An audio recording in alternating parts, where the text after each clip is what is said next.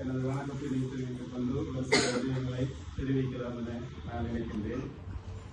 உண்மையில் இந்த இடத்தில் நாம் வந்து பார்த்தபோது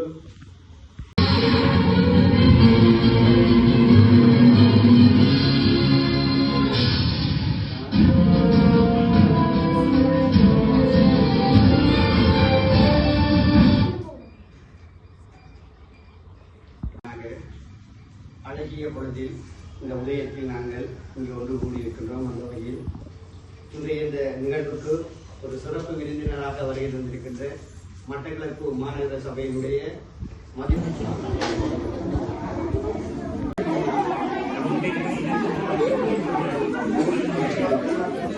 மதிப்புக்குரிய இந்த இளம் சிறார்கள், இந்த சிறுமிகள் அனைவருக்கும்